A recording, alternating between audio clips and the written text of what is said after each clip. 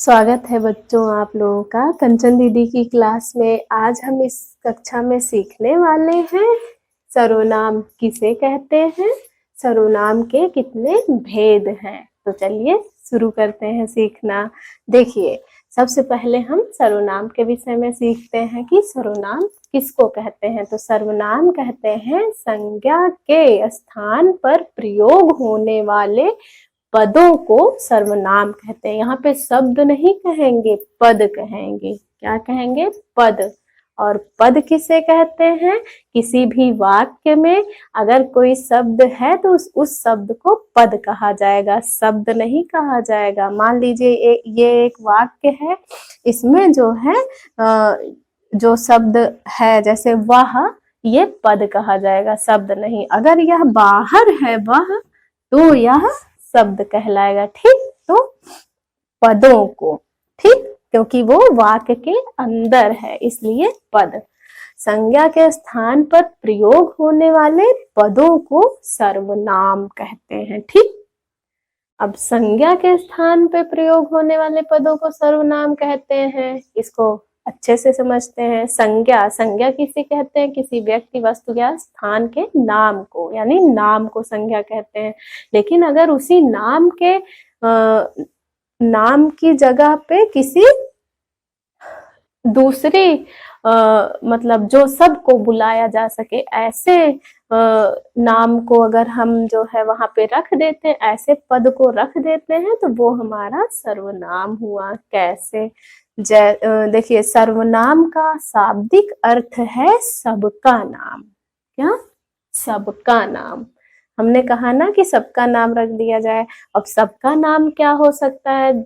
जैसे हम मैं, वह, तुम, ये सब सबको कहा जा सकता है ना।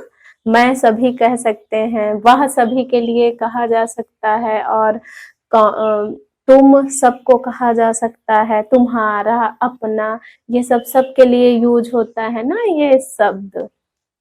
तो यही, इसी को हम सर्वनाम कहेंगे। ऐसे पद जो सभी के लिए प्रयोग होते हो उसे ही सर्वनाम कहते हैं। उसका शाब्दिक अर्थ है सबका नाम। ठीक, तो चलिए उदाहरण के रूप में समझते हैं कि सर्वनाम किसे कहते हैं। जैसे हमने कोई वाक्य लिखा और उसमें लिखा वह विद्यालय जा रही है, तो इसमें मान लीजिए वह की जगह सीमा होता।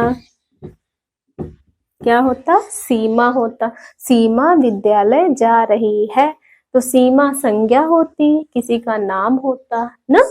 लेकिन अब हमको सर्वनाम लिखना है, तो सर्वनाम जो सबका नाम होता हो, जैसे हमने यहाँ वह लिखा, तो वह सबका नाम है ना। सीमा एक ही लड़की का नाम होता, वह में हम चाहे जिसको कह सकते हैं ना। तो ये वह जो है यही हमारा सर्वनाम हो गया, क्योंकि वह सबके लिए प्रयोग हो सकता है। लेकिन सीमा कोई नाम है तो वो उसी व्यक्ति के लिए, व्यक्ति विशेष का नाम होता है ना। लेकिन अगर वह है तो वह सबके लिए प्रयोग होता है। तो इस वाक्य में जो वह पद है ये सर्वनाम है। ठीक, उसी प्रकार से कई सारे सर्वनाम होते हैं, जैसे मैं, तुम, हम ना, ये सब के लिए प्रयोग होते हैं। अपना, अपना भी सब अपने लिए प्रयोग करते हैं, यानी सब ना। तो इस प्रकार से ये जो है सबके लिए प्रयोग हो सकता है ना। मैं, तुम, हम, अपना, ये सब सबके, सारे लोगों के लिए मतलब ये प्रयोग में आ सकता है। लेकिन अगर कोई नाम होगा तो वो व्यक्ति विशेष के लिए। तो यही हमारा सर्वनाम है, यानी जो सबका नाम हो। सर्वनाम यानी सबका नाम। ठीक, चलिए एक बार और परिभाषा इसकी देख लेते हैं। संज्ञा के स्थान पर प्रयोग होने वाले पदों को सर्वनाम कहते हैं। सर्वनाम का शाब्दिक अर्थ है सबका नाम, यानी जो सबके लिए प्रयोग हो। ठीक, जैसे वह, मैं, तुम, हम, अपना, ये सब हमारे क्या है? सर्वनाम है। ठीक, सर्वनाम के 6 प्रकार होते हैं। कौन? पहला है पुरुषवाचक सर्वनाम, दूसरा है निजवाचक सर्वनाम, तीसरा है निश्चयवाचक सर्वनाम, चौथा है अनिश्चयवाचक सर्वनाम, पांचवा है प्रश्नवाचक सर्वनाम और छठा है संबंधवाचक सर्वनाम।